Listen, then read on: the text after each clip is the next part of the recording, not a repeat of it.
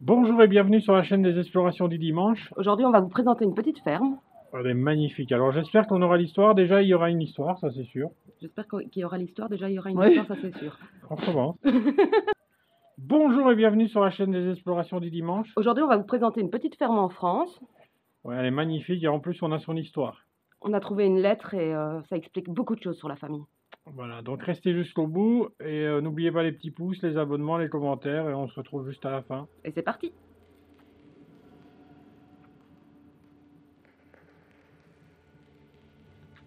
On est reparti pour une nouvelle aventure et celle-ci elle est épique. Le lieu est magique, regardez la verdure. Regardez comment ça a repris le dessus et On dirait une cabane dans la jungle. alors cette maison est abîmée, elle est fouillée, mais pour moi c'est c'est un lieu qui est magique et ça nous a apporté plein de choses une fois sur place.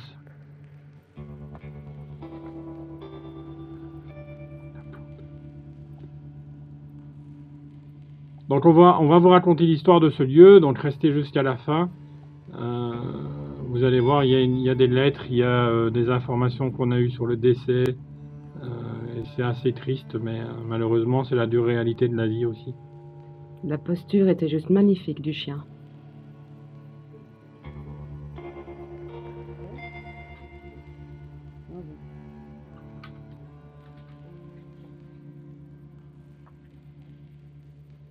Là on tombe sur un disque de Edith Piaf. L'hymne à l'amour.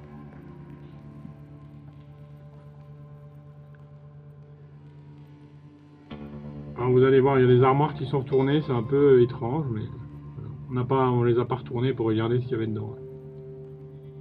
Des chaises retournées, des papiers un peu partout. Abonnez-vous. Voilà, si vous appréciez la vidéo, vous pouvez vous abonner, ça fait toujours plaisir.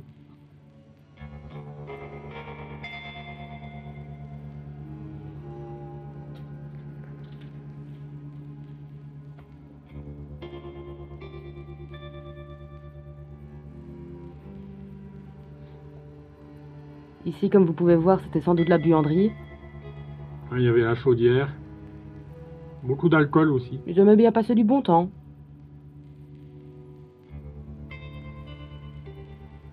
Les toiles d'araignée étaient partout. Un petit calendrier panda. Ça, on en a partout. Hein. Dans toutes les villes, tu as un calendrier avec des pandas. Dans toutes les villes. Ouais. Et avec, c'est souvent quand tu vas au restaurant chinois. C'est souvent les calendriers qu'ils offrent, allez, aux clients. Au Nouvel An chinois. Ouais. Et là, c'est une espèce de garage. Avec un matelas. Mais malheureusement, il n'y avait pas de véhicule dedans. On avoue que quand on a vu la porte de garage dehors, on avait un petit espoir quand même. C'est vrai.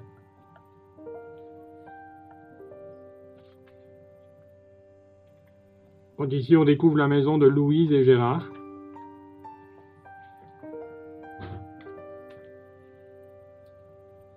Alors, c'est deux entrepreneurs français.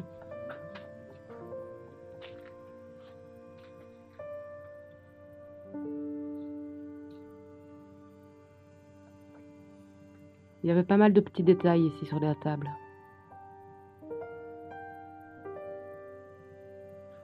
J'ai cru que c'était une photo, mais c'est une carte postale. Et voilà pourquoi on était venu aussi à la base. C'était, voilà, le faisan. Le superbe chien. Je trouvais que la posture était plutôt mignonne, avec le chat qui dort dans ses pattes. Ouais, c'est une très jolie posture. Bon, regardez où on met les pieds, hein, parce qu'il y a des trous un peu partout.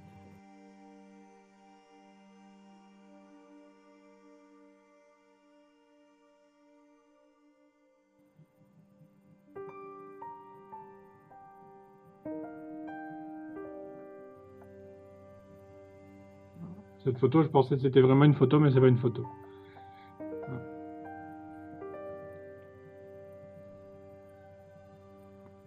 Donc là, c'est une espèce de véranda, voilà, qui franchement, où toutes les feuilles essaient de rentrer à l'intérieur par tous les moyens possibles. Il manquait une partie du toit. C'est assez impressionnant à voir, on va dire.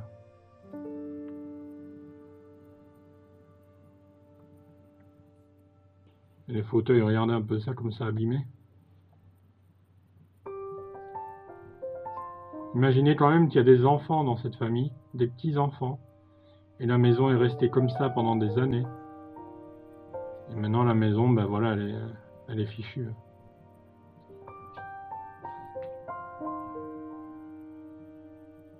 Mais elle a un petit charme. Ils étaient très chrétiens aussi.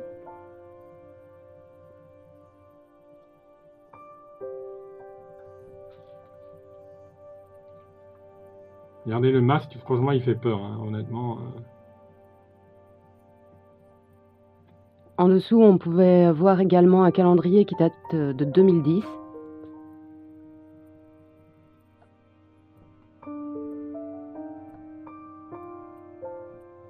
On apprend sérieusement que cette personne est décédée en 2011, donc ça concorde un peu. Elle est décédée exactement le 7 février en 2011. À l'âge de 84 ans. Regardez les munitions sur la table. Certainement des chasseurs. Et là, un bébé. Un peu particulière cette photo, je trouvais.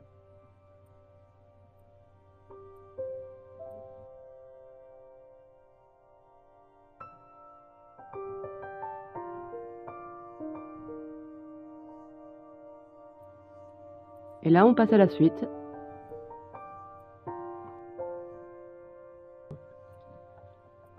Regardez le carrelage aussi sur le sol, c'est assez... enfin, moi je trouve ça assez joli. Des anciens carrelages.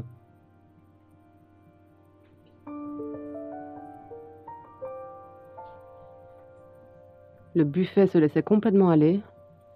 Le frigo était complètement ouvert et vide.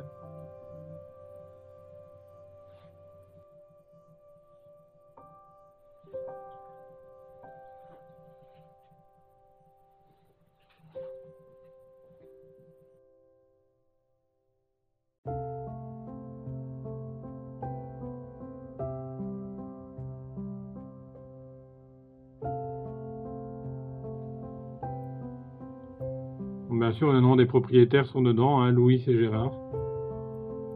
Alors Paul, par contre, on ne sait pas qui c'est. Il n'a pas eu d'informations sur lui. Regardez l'état des photos au mur. En train de moisir.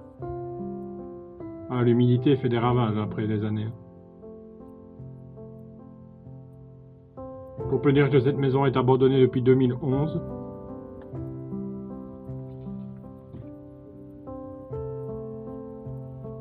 Et là, on va tomber sur la pièce principale. La mieux rangée en tout cas. Et en fait, cette maison s'appelle Queue de Faisan. Ben voilà pourquoi il y a une queue de faisan sur la table.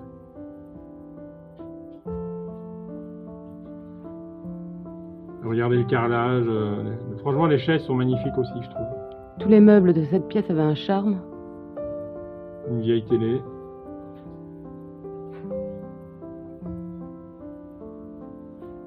Les détails dans le bois.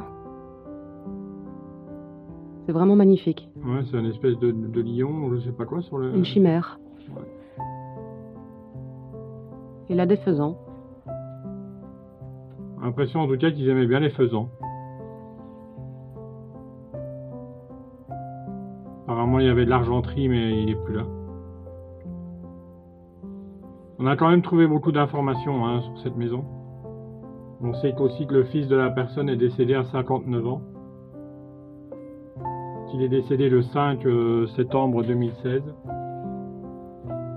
Et il s'appelait Louis.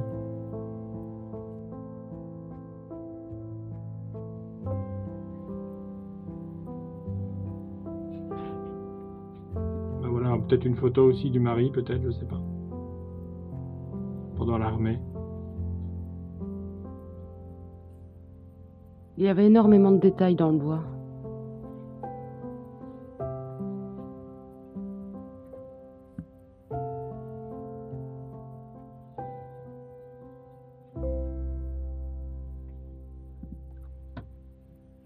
On sait très bien qu'ils ont créé aussi une société, le 3 du 3 1995, une société de culture et d'élevage. Et la société s'est arrêtée le 20 du 5 2010.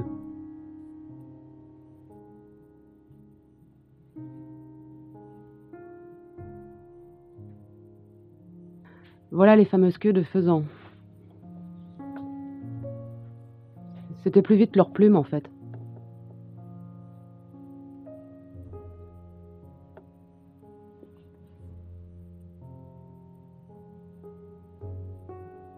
Regardez le fauteuil, quoi. Ils ont dû passer des moments en famille sur ce fauteuil, avec un cendrier juste à côté.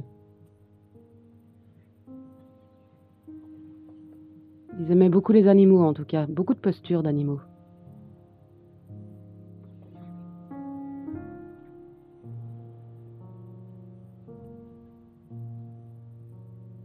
On était vraiment dans un petit village, hein. C'est vraiment le petit village typique français.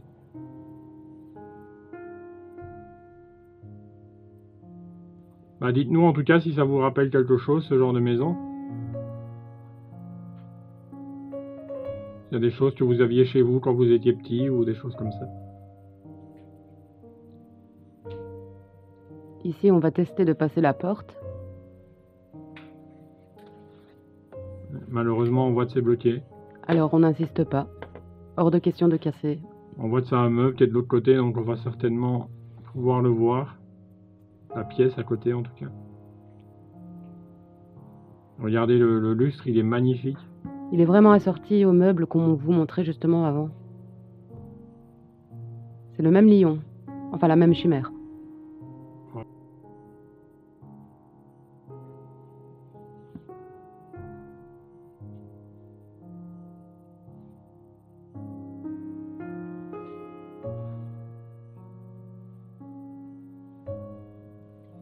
Beaucoup de bibelots alors dans cette maison.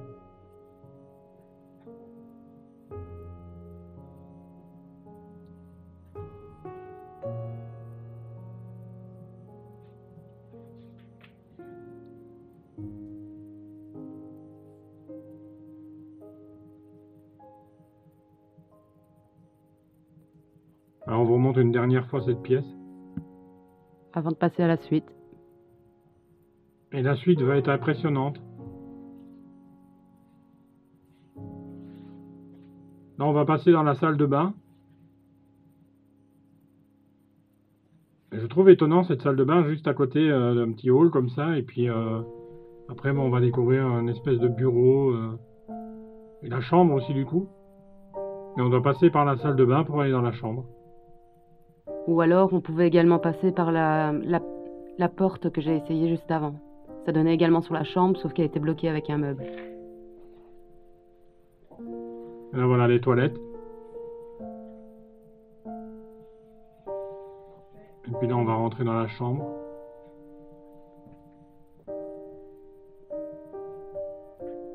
Bon, la chambre est bien abîmée, il n'y a rien dedans.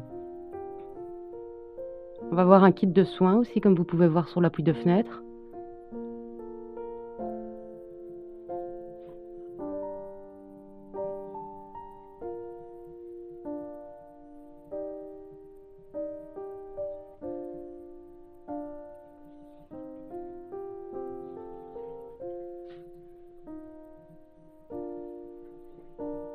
Alors, il y a beaucoup de médicaments aussi dans cette maison.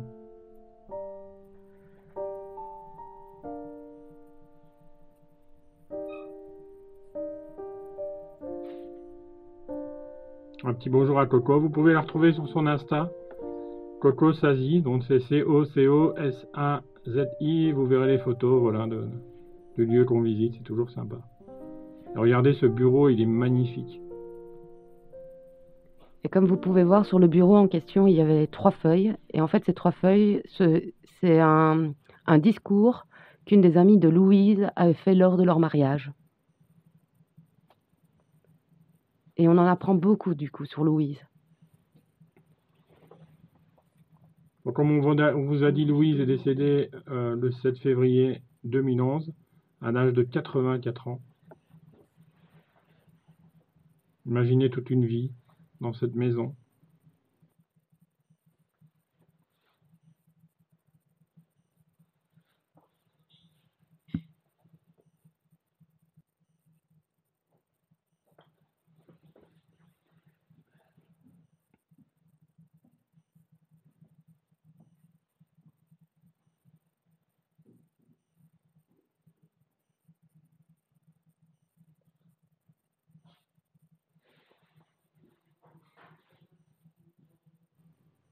Maintenant, je vais vous lire le discours.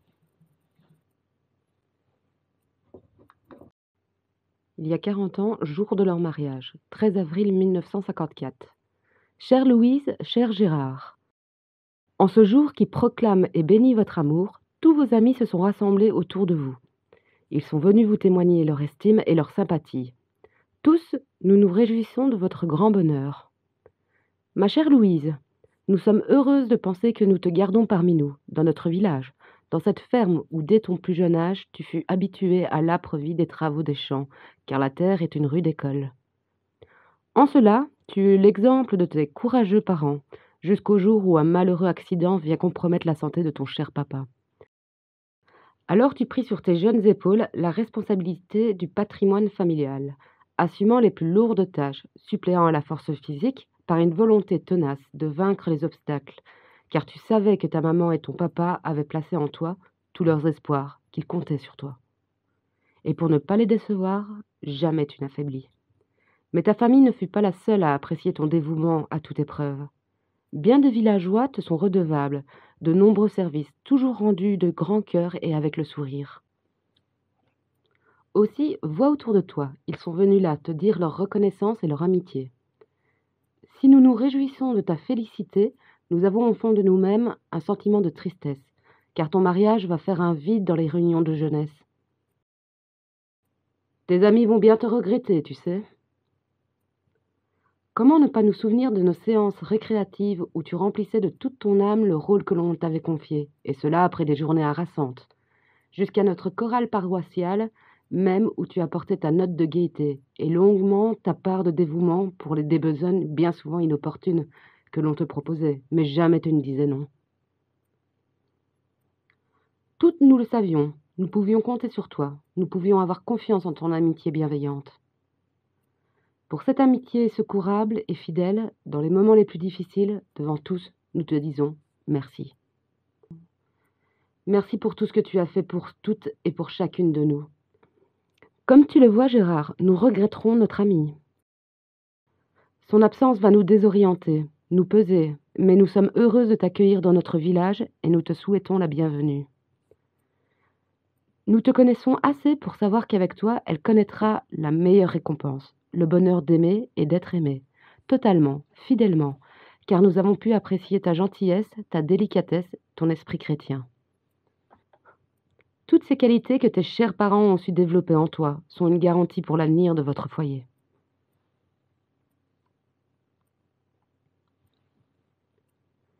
Que vos parents, à tous deux attristés par votre abandon de la maison familiale, se réjouissent devant la vision d'un radieux bonheur. Tous ensemble, nous formons des vœux pour que Dieu vous bénisse et comble votre nouveau foyer de félicité, de prospérité, de fécondité.